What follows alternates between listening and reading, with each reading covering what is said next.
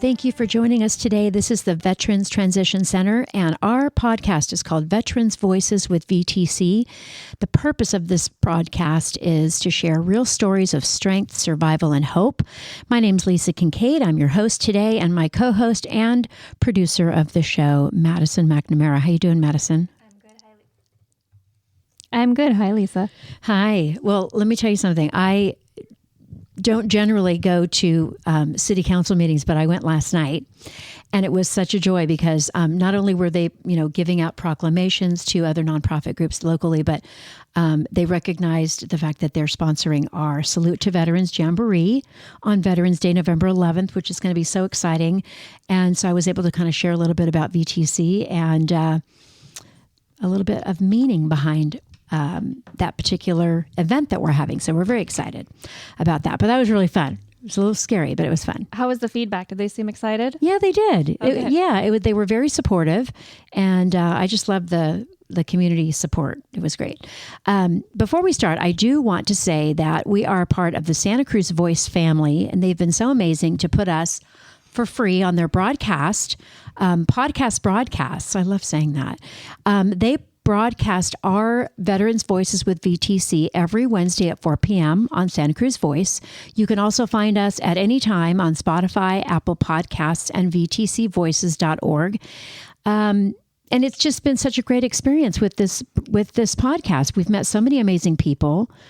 Give a shout out to a few that we've had that have been highlights, would you say?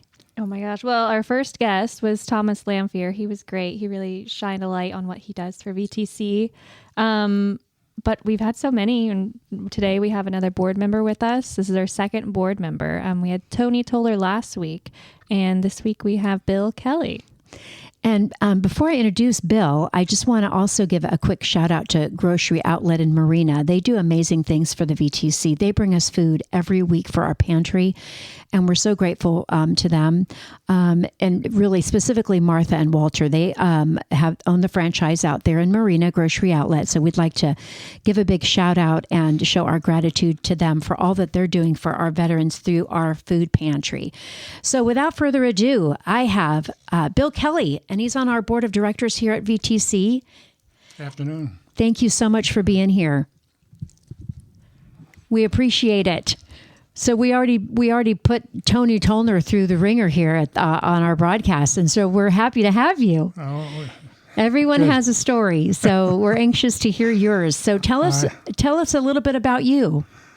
Well, I grew up in a suburb of Cleveland, Ohio, Garfield Heights, Ohio. My dad was a firefighter, and my mom was a school teacher, kindergarten teacher, and I had two younger brothers. And in the sixth grade, we had what we called school crossing guards. I remember those. Yeah, and somehow I was appointed the captain of the school crossing guards. And Cleveland had kind of an interesting program. They would bus all the captains of the school crossing guards to Washington, D.C. every year. So in the sixth grade, I made a trip to Washington, D.C. On the way, we stopped at Gettysburg. Oh, wow. I've been there. It's amazing. And it is amazing. And somehow, some way, I decided I wanted to be a soldier when I grew up. I look at my grandkids when they were 6 years old, and I can't believe that I did that, but I did it. And then when I was in the 10th grade, there was a show on TV, half-hour show about West Point Story. Clint Eastwood was one of the actors, believe it or not. I was going to ask you who was the star in that. And I looked, I looked at that, and I was a little kid, I really was, but I wanted to be a tough guy. So that school looked like it was pretty tough. So I decided I'd like to try for West Point, but I was a B student, and that wasn't going to cut it. So I started taking all my books home every night and studying and getting up early in the morning and finishing what I was doing. And I managed to get all A's. And then back then, congressmen would have a test for anybody that was interested in going. There was only West Point and Annapolis at that time, and it was I guess during my junior year, between my junior and senior year in high school. And I walked into this room with 100 of the smartest, most athletic-looking guys I could ever run into. Almost walked out, but I decided, while I'm here, I might as well try. And I was fortunate. I had an absolutely brilliant high school math teacher. His name was James Tarr. And I took drafting a couple of years. And that's all the test was about. If it had stuff like music or something, I'd have flunked. But I knew how to work every math problem, and figuring out the drawings that they wanted us to figure out was a snap. And I couldn't believe it, but I wound up second in the test. And the number one guy wanted Annapolis. So I got the Congressman's West Point appointment. Wow, that is an achievement. Well, it was almost like it was something that was supposed to happen. Yeah, I have meant never, to be. I have never done that well on a test before or since. Well, I have to admit that when you were saying that about your tests and stuff, I was thinking, well, I'm a musician, so there's no way I would have passed any of the math. Forget it. It really worked out. Yeah, it's amazing. Can you go into more detail on what that means to have achieved that? Well, what it wound up is that a month after I graduated from high school, at 17 years old, I was reported into West Point, and spent 25 years in the Army. Wow. And where were you carrying out your service? First duty, we got to pick our first duty station. I chose Hawaii. Is that unusual that you get to pick? I don't think they even do that anymore. Oh, really? But yeah, we were able to pick our first duty station. Wow, that's and cool. that was with the 25th Infantry Division, and started out in the infantry. That was, of course, we graduated in '63, just in time for the Vietnam War.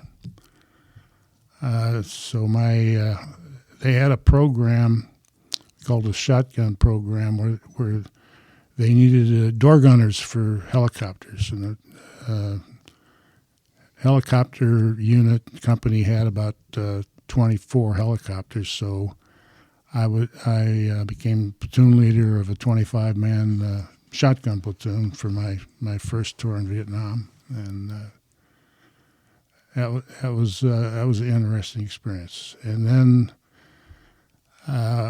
when our time was up, they changed the program. All my soldiers were allowed to stay, but I had to go back.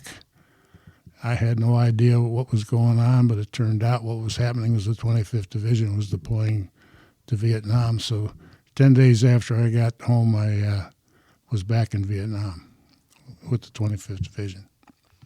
And how long did that last? Well, the first tour was 3 months TDY, and then the second tour was a 12-month deployment. Wow.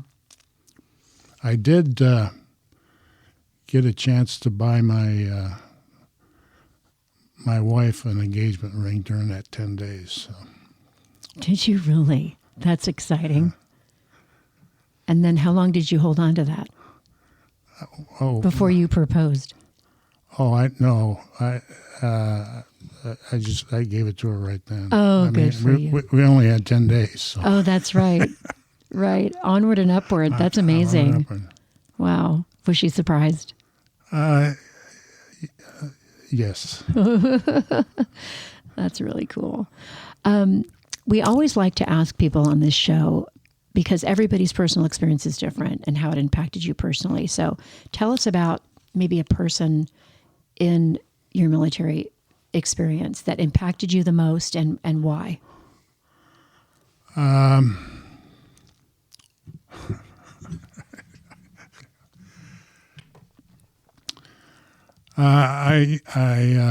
as a young captain, I worked for a colonel by the name of Kingston. Gentleman was he was a real gentleman and a real professional soldier, and he taught me a lot about what was really important for an officer, and it's very simple.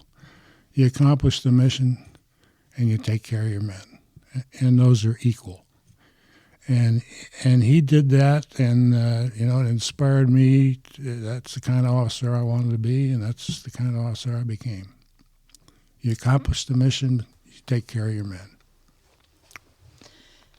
We talk a lot about leadership, and it just sort of happens, especially when you're talking about the military. And I'm sure you had a very important impact on your soldiers. So thank you for that and for your service. We appreciate that. Is there something that you remember that happened to you that has just stuck with you? I mean, we've had stories of, I fell asleep guarding the missiles, and I fell asleep on the ground. I'd been up for 24 hours, and the tank went over me, and there were tread marks on both sides of my body when I woke up. So it doesn't have to be like that, but it can be anything that you want to share with us that you can remember that was just like, that just hit you. I think the biggest thing was my third tour in Vietnam. I got a chance to be a company commander. I had branch transferred to engineers, and my first two deployments, I was in units where I knew everybody, and they were all close friends. Well, this tour deployed an individual replacement. So you didn't know where you were going, you didn't know what you were going to do, and I absolutely fell into the absolutely best job a young engineer captain could get. I got to be company commander of a company, which was in the 1st Brigade in Tay Ninh, and our mission was to build fire bases for the infantry units. We never had any engineers building fire bases for us when I was in the infantry, but this was a new experience, and I would say half my company, most of my company were draftees. Half of them were black soldiers, and this building fire bases was really hard work. I didn't know anything about it. The first one I went out and took a couple of platoons, went out and just watched what they were doing. So the soldiers spent like 3 days just hauling lumber up a hill, and I sat there watching, because I say I didn't know anything about it, and I just watched what they were doing. I said, "Well, this is crazy. We're in the first cab. We're air mobile. Why aren't we flying all this stuff in and dropping it in place?" So when I got back, I got all the platoon leaders and platoon sergeants together and said, "Okay, we're gonna pre-cut all this stuff. We're gonna band it up in 10,000-pound packets. We're gonna stick the nails in the package, so we don't have to wait 2 days because somebody forgot to order nails. And we're going to see what we do." Well, it was taking the first cab like a week to build a fire base. So we prepackaged the stuff, flew it out there, dropped it through smoke where we wanted it. The pilots were amazing. They dropped it right there. And my soldiers built that fire base in 1 day. And the platoon or the squad that finished first got to fly back out of there that afternoon. That's efficiency, for sure. Well, when we were walking back, we had to walk from the heliport back to our base camp. Those soldiers were just striding. They were so proud of themselves. They knew they were the best of the best. I'll bet. Yeah. Wow. It was a great experience. How long were you in the military? When did you, and what year did you make your exit? I retired in '84, so it was 25 years. Wow. It's hard to believe it's been 40 years already. I know. Wow. And how did you stumble across VTC? Tell us about that. They were doing stand downs, and I volunteered for a stand down, and then they asked me to be a board member. So what did you do at the stand down? Well, it was providing. It was a Vietnam term where troops came out of the field and had a chance to rest. So we did a stand down, and it was primarily for homeless veterans, and provided them clothing, food, got them in touch with the VA, and it was a very, very good event. But and I got asked to join the board of directors, and I was very happy to do it. I had a. What year was that? When was that? When did you join the board? That was about I think somewhere around 8 years ago. Okay. I had one uncle, Uncle Tom. He was a firefighter like my dad. He's a retired firefighter. He served on a Navy destroyer in the Pacific in World War II, and he wound up a homeless veteran. And I didn't know how to help him. This was before there was a VTC. So was that here locally, or where was that? Well, my youngest brother found him living out of a car in Florida, and we flew him out here.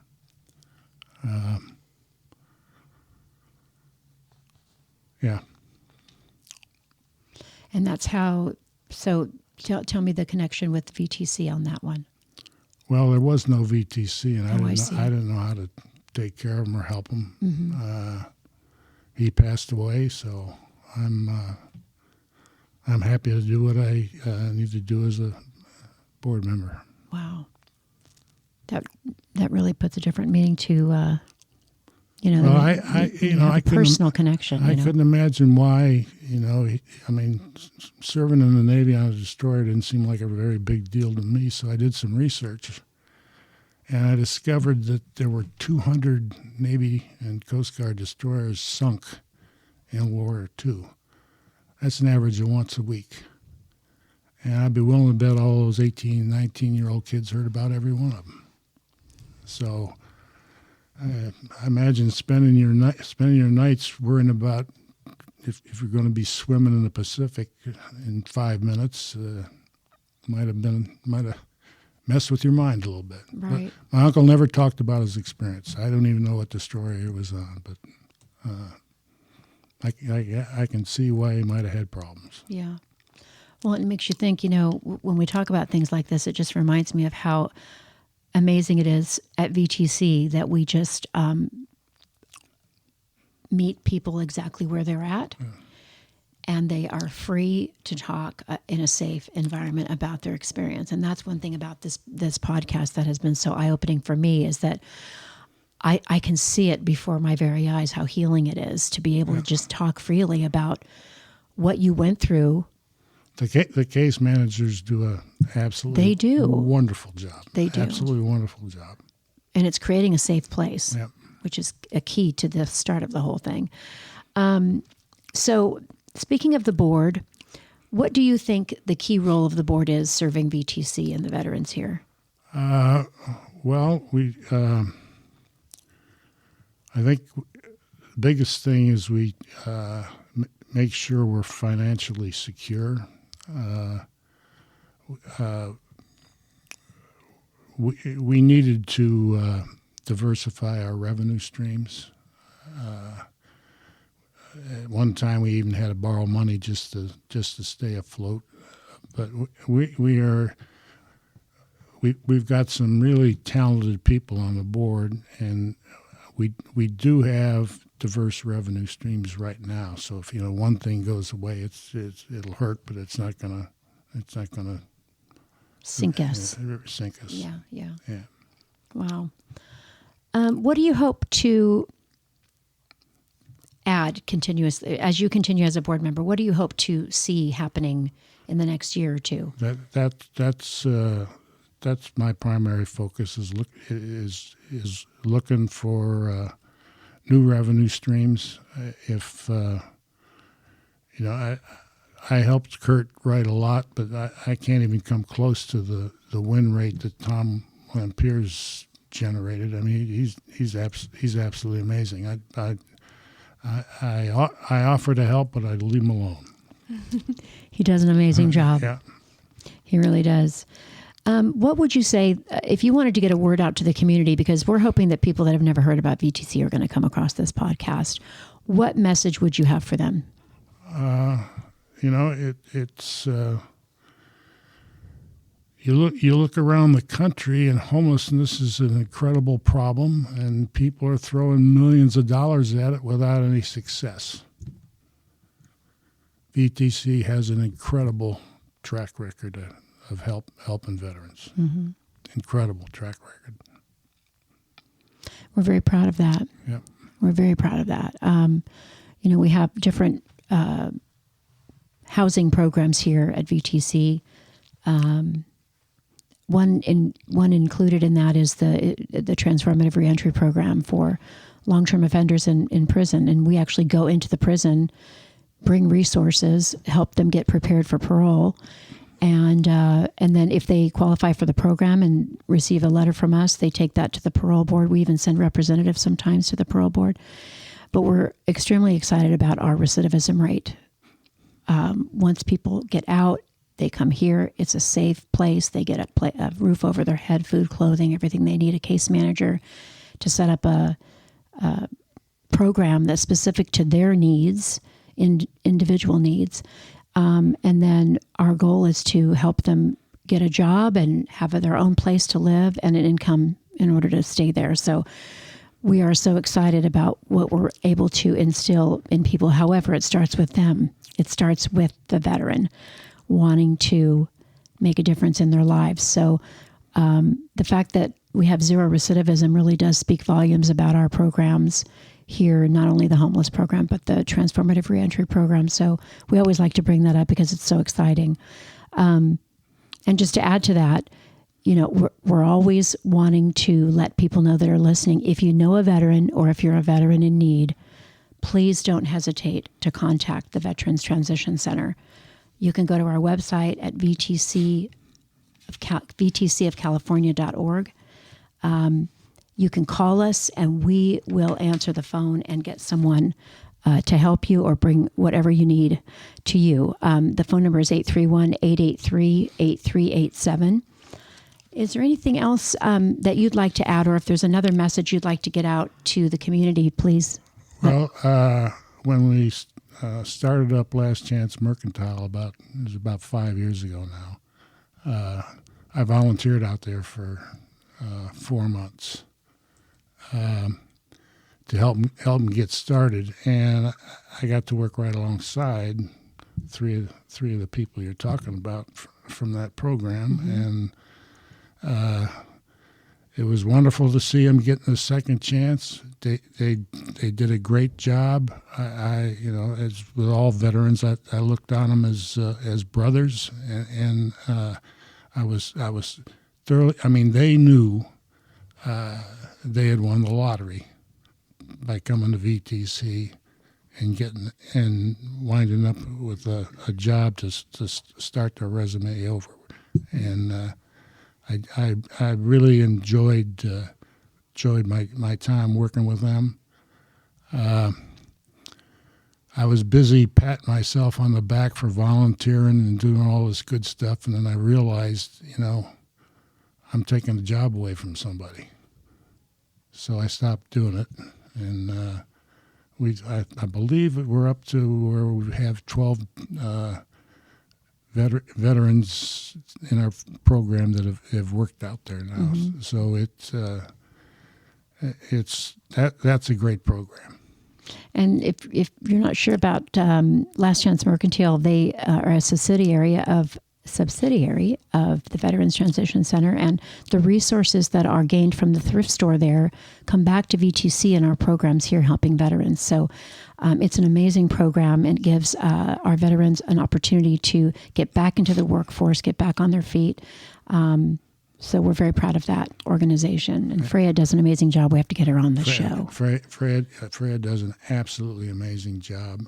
Jill, good pastor. I mean, it's unbelievable what they do, and they have become one of those sound revenue streams for VTC. True.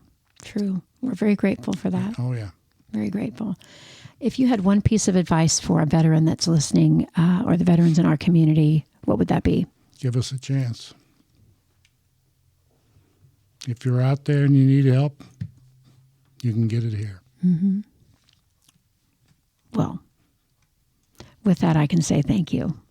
Thank you for being here, Bill. All right. It means a lot to us to have you, and it means a lot to us that you're on the board and you bring so much experience and heart and passion to what we do here. So thank you. We really appreciate it.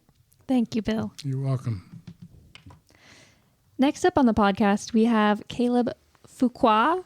Is that how it's pronounced? Oh, great. I got it right. Pretty good. He is our Director of Operations. Kaleb, can you go straight into explaining what that is? Well, basically, I keep things running around here. And try to do so without just throwing money at everything. Try to be financially responsible and fix a lot of things and prioritize what needs to be done. And it's, 32 units down on Hayes and Martinez Hall are the main things that are the focus of our crew. I say crew, I use that term lightly or heavily, too heavily. We have 3 maintenance men, including me right now. But, we have our work cut out for us. We're doing stuff every day. Yeah, I see it all the time. You guys are always running around, busy. Yeah. Can you tell us a little bit more about your background and how you made it to VTC?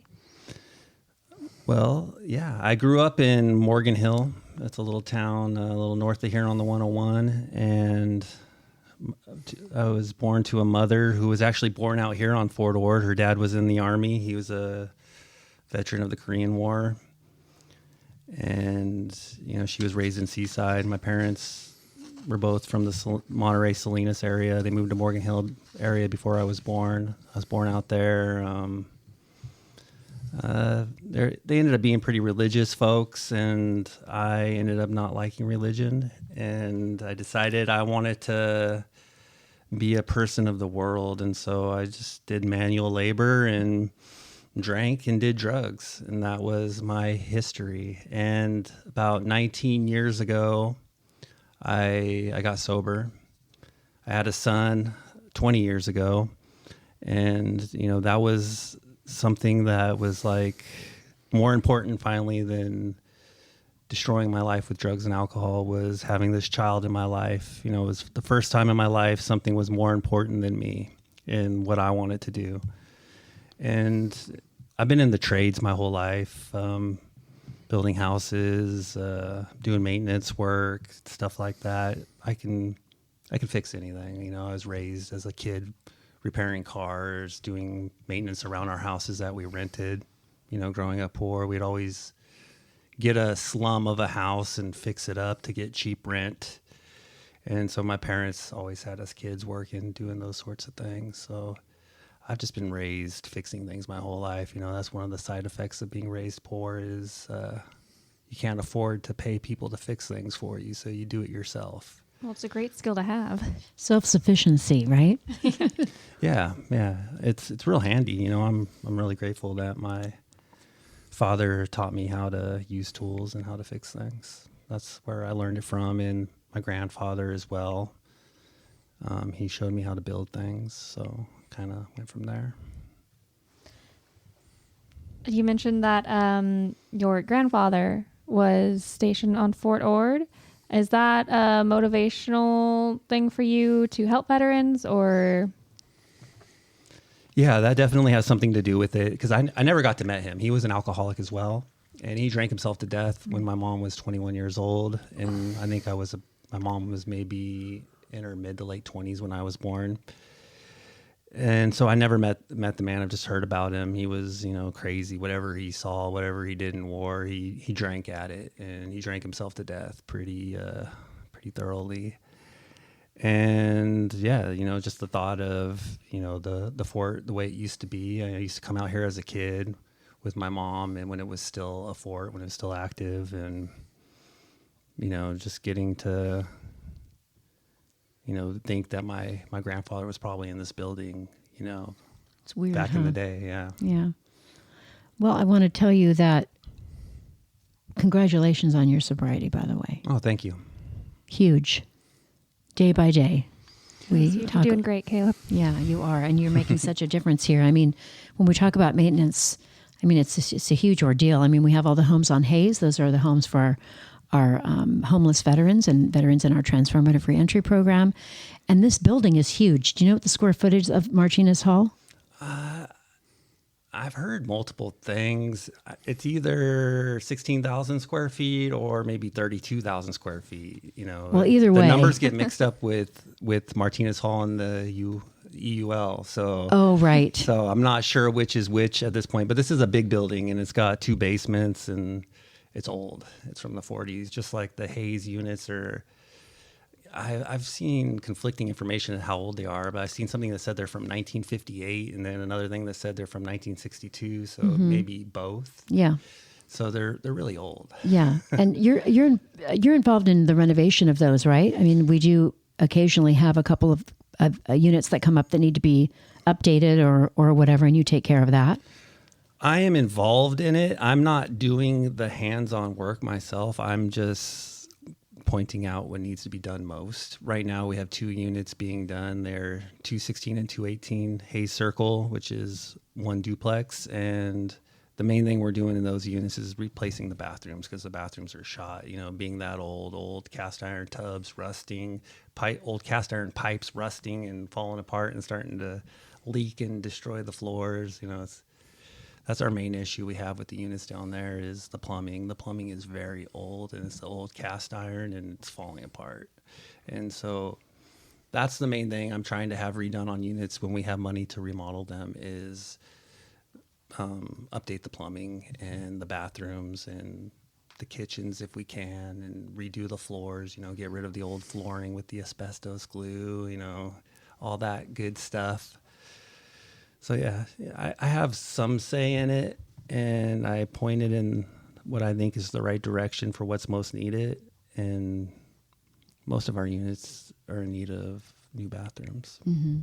And then once something is fixed, something else in another unit. I mean, everything ages at a different time depending on when it was renovated last or whatever. So keeping up on all that is a huge project.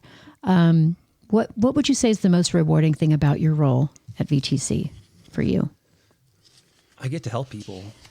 I'm not making somebody rich or myself rich. I get to help people that are in need, that want help. And I get to help this place become more sustainable the people that were working in maintenance before me were overspending. They were just throwing money at all their issues and they weren't prioritizing. They were just like, as soon as it came up, they were just throwing money at it. And we're basically a homeless shelter. Not everything needs to be perfect, right? We don't need our walls to have perfect paint on them right away. What I focus on is the heat working, the electricity working, the plumbing working, nothing leaking, everybody being safe, the doors locking, all that. Those are like the fundamentals, and that's what I really focus on because, you could really get into trying to beautify everything, and it's just expensive. And no offense or anything, but we get residents coming in that are off the streets and they don't necessarily have the life skills in place right now to take care of a residence and to keep it clean and to not put holes in walls. So, we focus on the important stuff to keep them warm, keep them cool in the summer, keep them clothed. That's where the money goes. It's going to the important aspects, which is great. If I have a house over my head, I don't think I would mind old paint Yeah, on the exactly. walls. Yeah. I mean, really, that's the fundamentals is that, you know, we take people as they are off the street or whatever. And if they need, you know, we immediately, our thing is housing first. I mean, that's our basis of what we do is housing first model, meaning that we want them to have a safe place to stay, feeling safe, and all of their basic needs met for veterans especially. So that's a big job, and thank you for all that you do here at VTC. We just really appreciate it. Tell us about your work behind the scenes and how that, I mean, we talked about how it directly impacts the veterans, but what are some other projects that maybe we don't really are not aware of that you're working on?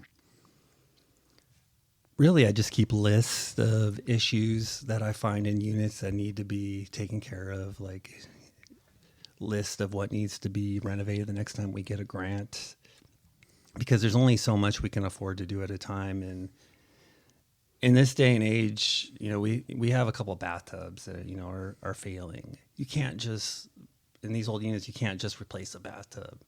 You have to basically remodel that whole bathroom. So we might as well wait until we remodel the unit. And so I'm just really keeping track of everything, keeping lists, getting systems in place of, you know, the repetition that needs to be done, like draining the water heaters every 12 months to keep them from failing, to, you know, save money in that regard, to keep an eye on the plumbing bill, if there's like a high water bill for one of the units, going and checking it out, making sure that it's leaking, that the toilet flapper is not just running all day long, stuff like that. You know, just really trying to be preventative with a short staff and reactive at the same time is a lot, but writing it all down, keeping track of it. But as far as projects go, we did have the solar. We have solar on 6 units now. That was based on a grant, and that's been helpful. That's made our PG&E go down a lot. That's one of our largest expenses, especially in the winter, is PG&E. I think it's before the solar, it was somewhere around $5,000 a month, give or take, for the PG&E down on Hayes. So, And how much is it now? with it on the 6 units, I think those units cut in half. So, you know, I don't know what the math is exactly, but That's a big difference, though. yeah, for on sure. those 6 units out of the 32, it's gone down in half. So it's not like huge, but it's helpful. And when we can get more grants for more solar, it'll Right. continue And the to be money that helpful. we're saving, we could put towards more renovations. And Yeah, and eventually I hope we have solar and battery backup on all the units, because it's so nice. It really is, to save that money.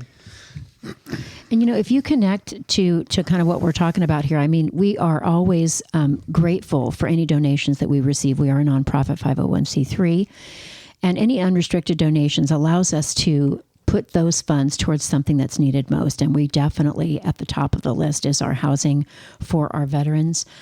So if you would like to make a donation to the Veterans Transition Center, you can reach us at our website, vtcofcalifornia.org.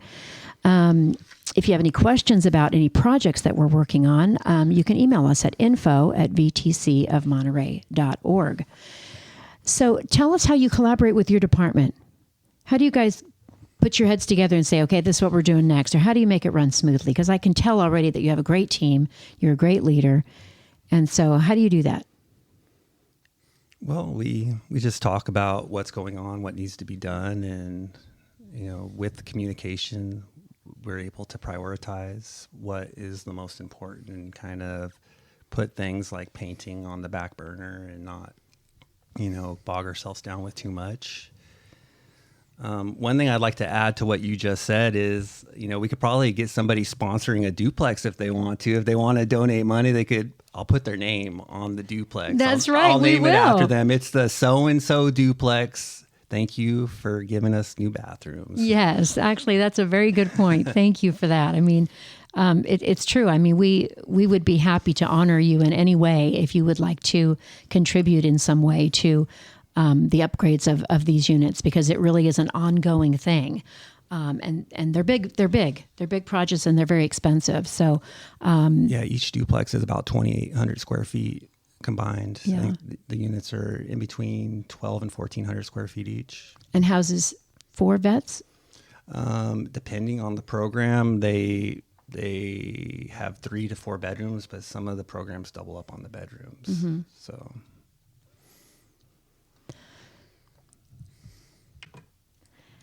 And Caleb, how do you collaborate with other departments, not just your own? We currently have a great staff of directors that are all communicating with each other and working with each other very well. And so with communication, we can have teamwork and get things done. And, you know, both the VA program and the state program are communicating with each other and helping each other out in their programs. And then I'm helping both of them as well. And sometimes we're all working together. You know, we had a big move down on Hayes to reconfigure where different residents for different programs lived, and everybody from every program, you know, caseworkers, directors were down there moving the residents. Even, you know, our CEO Kurt and also our CFO Evan were down there. You know, they were helping unload a truck. You know, That's awesome. So we're all like putting our efforts together, our heads together, and working together very well. And, you know, we're able to do so because we're all pretty laid back for the most part, and we're kind of playful, and we just want the same thing. We all want to help as many veterans as we possibly can. Right, and that's a lot of work, moving a whole street of veterans. How long did that take? We broke it up in, I think, 3 or 4 moves, and each one was just a day. So we did it in about 3 or 4 days. All right, that's a lot. So great job. And thank you for everybody helping out on that. How about your personal life? When you're not here working at VTC, do you have any hobbies? What do you do to keep a cool head? Well, Because you're pretty cool, Caleb. well, you try to be something your whole life, and eventually you become it. I like to skateboard. That's what I like to do. I've been skateboarding my whole life. When I'm not injured, I'm recovering from a hip surgery right now, so I'm off the skateboard for probably another 2 months, 3 months. I like riding motorcycles. I'm off of those for another couple months. I like going to concerts with my wife. We see a lot of live music. We go to at least one concert every month since we've been together, and we've been together for 8 years. So we both love music. This is the first romantic partner I've had in my life where we both share a love of music, and we both like many different types of music. So we're all over the place together, going to jazz concerts, going to hip hop concerts, just heavy metal, whatever. You know, we love music. So that's a real big part of my life is music. But music, motorcycles, and skateboards. You know, and you know, I like to help people. I volunteer. I give my time to people when they want it, when they want help, especially if they want help getting and staying sober. I'm always willing to put my hand out and help anybody who wants it. I've even been working with a gentleman down on Hayes to help him out. He came to me and asked me if I would help him, and I was kind of on the fence about it at first, being, you know, kind of mixing work with that. But, you know, we do it after hours, and it stays pretty separate, and it's worked so far. So, you know, I just want to help people. I really do. I'm still alive. I got into a really bad motorcycle accident in 2008 where I almost died. I was in life support for a couple weeks, and after I came to terms with living through that and going to therapy, I realized that there's a reason why I'm still alive, and that I need to make the best of it. And for me, that looks like helping people. That's amazing, Caleb. And I'm sure that man down on Hayes really appreciates having you there, just as support, because people could really use support. Well, and that's, I think, a big thing about VTC as well, is not just the military connection that people have, it's the shared experiences in their lives. And it sounds like you're making quite an impact. And we're just glad you're here. And thank you for joining us for the broadcast. We really appreciate it. Is there anything that you'd like to say to any veteran listening to this program, or anyone that knows a veteran that might be in need or facing a crisis? If you're a veteran and you need help, come to Veteran Transition Center of California. People here want to help you. The case managers want to help. The directors want to help. Even the executives want to help. People work here because they want to help veterans become self-sustaining and to develop life skills, and you can get that here. This is a safe place, and it's a place where people are going to care about you. And that's who we are at VTC. And that's what makes this broadcast so meaningful for us, our being able to share this podcast with the world. Hopefully it will continue to gain momentum. Thank you for being here, Kaleb. We really appreciate it. You're welcome. Thank you for having me. Our next guest is VTC graduate Randy Ennis. Randy, hello. Hi. Hi, Randy. Hi. Thanks for being here today. Thank you for having me. Randy, can you tell us about your military background, the branch you served in, how long you served, any other details you'd like to share? Well, I went into the United States Air Force in 1978, and I was an aircraft refueler. I refueled FB-1 fighter bombers and KC-135 air tanker refuelers. Now, was that done in the air? They do some in the air. I got to go up and see that. It was pretty awesome. Wait, they refuel in the air? I've Yeah. seen that, where they put this pipe into a specific spot in the back of the airplane, and then they put the fuel in there, so Yeah. they don't Oh, have to wow. land. It's crazy. Yeah, I didn't get to do that. I would have liked to have done that. I just refueled on the ground. But I got to refuel a lot of different aircraft. Wow, that's cool. Yeah. Did you ever fly the planes? No. No. No. That would scare me. I could not be in the Air Force.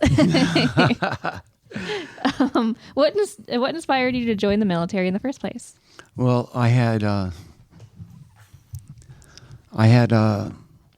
bunch of uncles that were in the Air Force, and my grandfather was in the Army. My father was in the Navy, but I got pressure from my uncles because I didn't think I was going to go to college. So out of high school, I just went and joined the Air Force, and I'm glad I did. I enjoyed it. What year was that? 1978, And how long were you in? 2.5 years. Well, and what is it called? Airplane refueler the whole time? Aircraft refueler. Aircraft refueler. So the 2.5 years you were the aircraft. Yeah, yes, ma'am. Gosh, I can't say it. Aircraft refueler. There we go. I'm just going to say, we learn about all these different jobs in the military. It's fascinating. I know you're our first aircraft refueler. You are our first aircraft refueler. Yeah. You know, we've had a missile guard, someone that built or got the airports ready for the landings of the planes. I think we've had mechanics. Mechanics, yeah. Well, I did want to go into a loadmaster, loading cargo planes, because when you load that plane, you fly where it goes, so they fly everywhere. Get a little bit of traveling in. Yeah, when I was aircraft refueler, I was stationed in Portsmouth, New Hampshire. I'm from California and going to the snow. How was that? It took a little bit of getting used to. And were you only stationed there? Yes, ma'am. All right. And do you have any impactful moments that you could share of your service? It's just my enjoyment of seeing the different aircraft, and I did some refueled aircraft from different branches of service that landed at our base. But the thing that impacted me most is when I got to refuel a B-52 bomber. Wow. Yeah, I mean, that thing's massive. We have some models. Have you checked out the models from the Yes, model I club? have. Yeah, they're nice. Do you see any you recognize? No, no, I don't. No. Our CEO, Kurt Schake, is also Air Force. Do you guys ever talk about your type? Yeah, I've talked to them a couple times. I showed them, they have a picture on the wall in the lounge of one of the aircraft that I refueled, the fighter bomber. And that same one that the F1, FB-111. FE-111. Yeah. Now, was there like a, we like we've always talked about on this program is that everybody has a different experience in the military, some more personal than others. But is there a person or a situation that happened to you that you just go, I'll never forget that? There's a person I can't remember his name. That's okay. Oh yeah, I do. Tim Keatsman, and he was from Saginaw, Michigan, and he was my roommate. And when we both got discharged, I've kept up with him, contact with him, and he took a bunch of Polaroids. Remember Polaroids? Yeah. And he sent me a package with all these pictures that we have taken. And you remember this, remember that. He was a good friend. I miss him dearly. He lives in Salem, Mass. right now. Oh, wow. Yeah. What kind of impact did he make on your life when you were in the service? He's good. He's a good man. He became a good friend. Really good friends. It's important. Yeah. And you keep in contact to this day? I not recently. I haven't talked to him in about 28 years. But maybe he'll get an invite to the wedding, Yeah. which we'll touch on in a minute. Yes, ma'am. We're excited. We're on the edge of our seat. We can't wait to talk about it. So what was your biggest challenge that you faced transitioning out of the military? And, why did you decide to get out? Well, I got out because I did my time at that time. And the biggest thing I had a problem with is getting a job when I got out. It took me a while to get a job, and I did get a job at aerospace company, but it took me a while to get a job. And what is aerospace? Well, they made different parts for like the shuttle and stuff like that. Okay, so it related. Yeah. It related to your military experience a little bit. A little bit, yes, ma'am. And what did you do for that company? I was a parts pusher. I pushed parts to different areas that needed to be worked on and stuff, and then final destination, pack it up, and send it to people where we're supposed to go. And how long did you do that? I did that for 3 years. And so once you got in the job force again, what was your next step after that? Was it a challenging moment, or did you just find a better job, or what happened? Well, I had different jobs. I worked for my dad's friend's company. I worked at a concrete place, a ready mix. I worked there. I had quite a few jobs. Mm-hmm. What was your favorite one? I drove a trash truck. You did? I hear that's a great job. It is. They get paid good money. well. I know. They paid good money. Was that here locally, or where was that? No, that was in Orange County. Now, I hate to cut in here, but we're running out of time this week. But we're going to have Randy back for our episode next week for those of you who want to listen in. He's got a great story, so we'd love for you to listen. Tune in next Wednesday and hear the rest. For part 2, that's right. And we can't wait to talk about the wedding, the engagement. So I'm on the edge of my seat. I don't know about you guys. But thank you for listening to our podcast today. This is the Veterans Transition Center of California. Our website is vtcofcalifornia.org. If you would like to make a monetary donation, we would greatly appreciate it. We will definitely put it to good use in our continuing mission to serve veterans on a daily basis.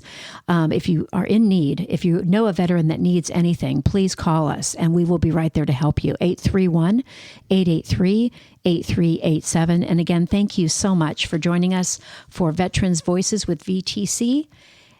And we'll see you next time.